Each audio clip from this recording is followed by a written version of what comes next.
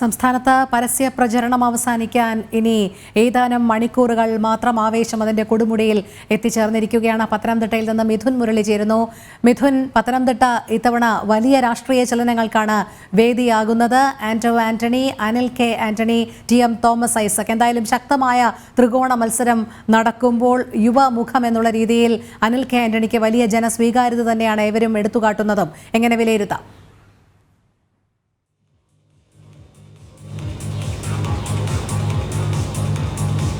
രോഹിണി, തീർച്ചയായും ഈ തെരഞ്ഞെടുപ്പ് പ്രചാരണം തുടങ്ങിയത് മുതൽ തന്നെ മൂന്ന് മുന്നണികളുടെയും ശക്തമായ ത്രികോണ മത്സരം നിലനിൽക്കുന്ന ഒരു മണ്ഡലമാണ് പത്തനംതിട്ട. പത്തനംതിട്ടയെ സംബന്ധിച്ചിടത്തോളം ഇത്തവണ ശക്തമായ മത്സരം കാഴ്ചവെച്ചുകൊണ്ട് കഴിഞ്ഞ ഓരോ തവണയും ഉണ്ടായിരിക്കുന്ന വോട്ട് ഷെയർ വർദ്ധിപ്പിക്കുമെന്ന ആത്മവിശ്വാസത്തോടു കൂടി തന്നെ എൻ.ഡി.എ ക്യാമ്പ് പ്രചാരണത്തിന് തുടക്കം മുതൽ തന്നെ പ്രവർത്തിക്കുന്നുണ്ട്. പ്രധാനമന്ത്രി നേരിട്ടെത്തി പ്രചാരണത്തിന് തുടക്കം കുറിച്ച മണ്ഡലം.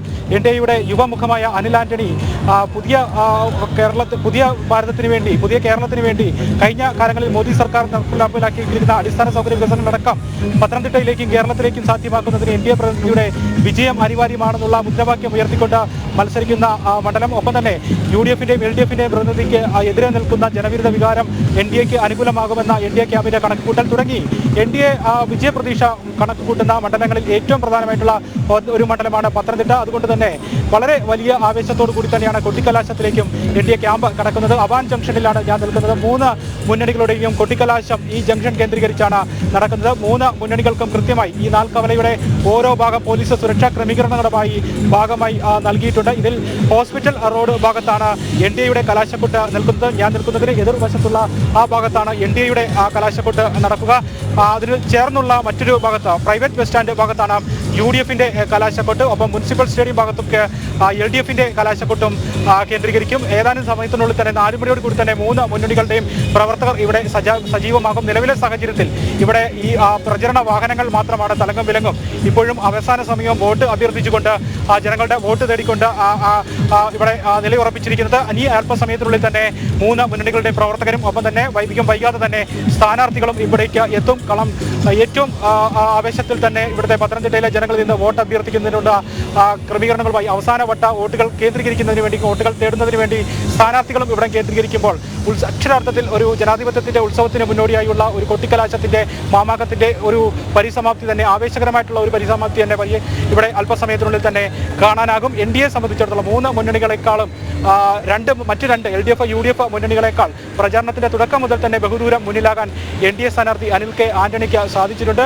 പ്രധാനമന്ത്രി നേരിട്ടെത്തി പ്രചാരണത്തിന് തുടക്കം കുറിച്ചു. ആ ഒരു സമയം മുതൽ തന്നെ എൽ.ഡി.എഫിന്റെ സ്ഥാനാർത്ഥി തോമസ് ഐസക്കിനെക്കാളും നിലവിലെ പത്തനംതിട്ടയിലെ പാർലമെന്റ് പ്രതിനിധിയായ ആന്റോ ആന്റണി, യു.ഡി.എഫിന്റെ സ്ഥാനാർത്ഥി ആന്റോ ആന്റണിയെക്കാളും ബഹുദൂരം മുന്നിലെത്താൻ എൻ.ഡി.എയുടെ സ്ഥാനാർത്ഥി അനിൽ കെ ആന്റണിക്ക് തുടക്കം മുതൽ തന്നെ സാധിച്ചിട്ടുണ്ട്. ഒപ്പം തന്നെ ആന്റോ ആന്റണിക്കെതിരെ നിലനിൽക്കുന്ന ഒരു ജനവിരുദ്ധ വികാരമുണ്ട്. കഴിഞ്ഞ 15 വർഷമായി മണ്ഡലത്തെ പ്രതിനിധീകരിച്ച വ്യക്തിയാണ്. മണ്ഡലത്തിന്റെ വികസന മുരടിപ്പിനും വികസന പിന്നോക്കാവസ്ഥയ്ക്കും അടിസ്ഥാന സൗകര്യങ്ങളടക്കം മണ്ഡലം നേരിടുന്ന വികസനമില്ലായ്മയ്ക്കും എല്ലാം കാരണം ആന്റോ ആന്റണി ആണ് എന്നുള്ള ഒരു ജനവിരുദ്ധ വികാരം മണ്ഡലത്തിൽ പൊതുവെ നിലനിൽക്കുന്നുണ്ട്. അത് എൽ.ഡി.എഫും ഒപ്പം തന്നെ എൻ.ഡി.എയും ചൂണ്ടിക്കാണിക്കുകയും ചെയ്യുന്നുണ്ട്. ജനങ്ങളിലേക്ക് ഈ ഒരു ആന്റോ ആന്റണിക്കെതിരെയുള്ള ഒരു ജനവിരുദ്ധ വികാരം കൃത്യമായി എത്തിക്കാൻ എൽ.ഡി.എഫ് ക്യാമ്പും ഒപ്പം തന്നെ എൻ.ഡി.എ ക്യാമ്പും ശ്രമിക്കുകയും ചെയ്യുന്നുണ്ട്. അങ്ങനെ ജനവിരുദ്ധ വികാരം യു.ഡി.എഫിന്റെ പ്രതിനിധിക്ക്, സ്ഥാനാർത്ഥിക്ക് എതിരായിട്ട് നിൽക്കുന്നു. യു.ഡി.എഫ് സ്ഥാനാർത്ഥിയെ കഴിഞ്ഞ 15 വർഷമായിട്ട് മണ്ഡലത്തിൽ കാണാനില്ല എന്നുള്ള ഒരു വികാരമാണ് വോട്ടർമാർക്കിടയിലും നിലനിൽക്കുന്നത്. ഇത് ഇടയ്ക്ക് ക്യാമ്പയിനായിട്ടൊക്കെ ഉയർന്നു വരുന്ന ഒരു സാഹചര്യമുണ്ടായിരുന്നു. യു.ഡി.എഫിന്റെ പ്രതിനിധിയെ, യു.ഡി.എഫ് മണ്ഡലത്തിൽ നിന്നും പാർലമെന്റിലേക്ക് ജയിച്ചു പോയ പ്രതിനിധിയെ എം.പിയെ പിന്നീട് മണ്ഡലത്തിൽ കണ്ടിട്ടേ ഇല്ല. ജനങ്ങളുടെ ആവശ്യങ്ങൾക്കൊന്നും ഉപകാരപ്പെട്ടിട്ടില്ല എന്നുള്ള ഒരു പൊതുവികാരം മണ്ഡലത്തിൽ നിലനിൽക്കുന്ന സാഹചര്യമുണ്ട്. ഈ സാഹചര്യം തന്നെയാണ് എൽ.ഡി.എഫ് ക്യാമ്പും ഒപ്പം തന്നെ എൻ.ഡി.എ ക്യാമ്പും ആന്റോ ആന്റണിക്കെതിരെയുള്ള ഒരു ഭരണവിരുദ്ധ വികാരമായി ജനങ്ങളിലേക്ക് എത്തിക്കുകയും ചെയ്തിരിക്കുന്നത്. ഒപ്പം തന്നെ എൽ.ഡി.എഫ് സ്ഥാനാർത്ഥിയെ സംബന്ധിച്ചിടത്തോളം കേരളത്തെ കടക്കെണിയിലാക്കിയതിന്റെ ഉത്തരവാദിത്തം പേറുന്നയാളാണ് തോമസ് ഐസക്. ഈ തെരഞ്ഞെടുപ്പ് കാലത്തും കിഫ്ബി, മറ്റ് മസാല ബോണ്ട് അഴിമതി കേസുമൊക്കെയായി ബന്ധപ്പെട്ട് സമൻസ് നേരിടുന്ന സാഹചര്യങ്ങളും ആരോപണങ്ങളും ഒക്കെ നിലനിൽക്കുന്ന സാഹചര്യങ്ങളും ഉണ്ടായിരുന്നു. ഒപ്പം തന്നെ ഇപ്പോൾ കേരളത്തിൽ ഈ ഇടതുപക്ഷത്തിന്റെ രണ്ടാം പിണറായി സർക്കാരിനെതിരെ നിലനിൽക്കുന്ന ഭരണവിരുദ്ധ വികാരമുണ്ട്. കേരളം കടക്കെണിയിലാണ്. പെൻഷൻ ഉൾപ്പെടെ സാധാരണ ജനങ്ങളെ ബാധിക്കുന്ന ഒട്ടനവധി പ്രശ്നങ്ങൾ നിലനിൽക്കുന്ന സാഹചര്യമുണ്ട്. ജനവിരുദ്ധ വികാരം അതിന്റെ തീവ്രതയിൽ ഇടതുപക്ഷ ജനാധിപത്യ മുന്നണിക്കെതിരെ, ഇടതുപക്ഷ ഭരണത്തിനെതിരെ നിലനിൽക്കുന്ന സാഹചര്യം. ഈ സാഹചര്യത്തെയും തങ്ങൾക്ക് അനുകൂലമായി മാറ്റാൻ, ജനങ്ങളിലേക്ക് എത്തിക്കാൻ കൃത്യമായി ക്യാമ്പ് ചെയ്തുകൊണ്ട് ജനങ്ങളിലേക്ക് ഈ ഇടതുപക്ഷ സർക്കാരിൻ്റെ ഭരണവിരുദ്ധ നയങ്ങൾ എത്തിക്കാൻ NDA ക്യാമ്പിനും സാധിച്ചിട്ടുണ്ട്. ഇങ്ങനെ രണ്ട് സ്ഥാനാർത്ഥികൾക്കെതിരെ നിലനിൽക്കുന്ന ജനവിരുദ്ധ വികാരം, ഭരണവിരുദ്ധ വികാരം തങ്ങൾക്ക് അനുകൂലമായി മാറും എന്നാണ് NDA ക്യാമ്പ് വിലയിരുത്തുന്നത്. ഒപ്പം തന്നെ അനിൽ ആന്റണിയെ സംബന്ധിച്ചിടത്തോളം ഈ പത്തനംതിട്ട മണ്ഡലത്തിലെ മുഴുവൻ ആളുകളുടെയും, സാധാരണ ജനങ്ങളുടെയും മറ്റ് വിഭാഗങ്ങളുടെയും എല്ലാം വിശ്വാസം നേടിയെടുക്കാൻ അനിൽ കെ ആന്റണിക്ക് സാധിച്ചിട്ടുണ്ട്. അതിന്റെ ഏറ്റവും വലിയ ഉദാഹരണമായിരുന്നു ബിലീവേഴ്സ് ഈസ്റ്റേൺ ചർച്ച്. കഴിഞ്ഞ ദിവസം, സമീപ ദിവസം അനിൽ കെ ആന്റണിക്ക് പിന്തുണ പ്രഖ്യാപിച്ച്, പരസ്യ പിന്തുണ പ്രഖ്യാപിച്ചുകൊണ്ട് രംഗത്തെത്തിയിരുന്നു.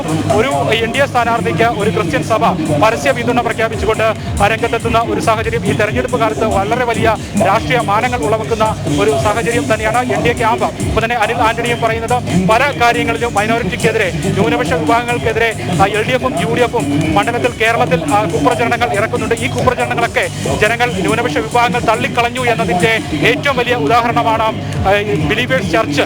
100-ലധികം വൈദികർ ഒന്നിച്ചു ചേർന്ന് അനിൽ കെ ആന്റണിക്ക് തിരുവല്ലയിൽ നൽകിയ ആ സ്വീകരണ യോഗത്തിൽ വെച്ച് അനിൽ കെ ആന്റണിക്ക് പിന്തുണ പ്രഖ്യാപിച്ചുകൊണ്ട് ബിലീവേഴ്സ് ചർച്ച് രംഗത്തെത്തിയ ആ സാഹചര്യം ന്യൂനപക്ഷ വിഭാഗങ്ങൾക്കെതിരെ, BJP-ക്കെതിരെ കുപ്രചാരണം നടത്തുന്ന LDF-നും UDF-നും ഒരു തിരിച്ചടിയായി മാറിയിരിക്കുകയാണ് എന്നുള്ള ഒരു കാര്യമാണ് NDA വിലയിരുത്തുന്നത്. അനിൽ കെ ആന്റണിയും ആ കാര്യം തന്നെയാണ് പറയുന്നത്. കൂടുതൽ ആളുകൾ, സാധാരണക്കാരായിട്ടുള്ള ജനവിഭാഗങ്ങൾ, വനവാസി വിഭാഗങ്ങളൊക്കെ കൂടുതലായിട്ടുള്ള ഒരു സ്ഥലമാണ് ഈ പത്തനംതിട്ട മണ്ഡലം. ഈ മണ്ഡലത്തിലേക്ക് മുഴുവൻ ജനങ്ങളുടെയും വിശ്വാസം നേടിയെടുക്കാൻ NDAയുടെ സ്ഥാനാർത്ഥി അനിൽ കെ ആന്റണിക്ക് കഴിഞ്ഞിട്ടുണ്ട്. അത് തെരഞ്ഞെടുപ്പിൽ ഫലിക്കും, വോട്ട് ഷെയർ വർദ്ധിക്കും. 2014-ലെ തെരഞ്ഞെടുപ്പിൽ 1,50,000 വോട്ടുകളാണ് NDAക്ക് ലഭിച്ചതെങ്കിൽ 2019-ലെ തെരഞ്ഞെടുപ്പിൽ അത് 2,97,000 വോട്ടായി ഉയർന്നു.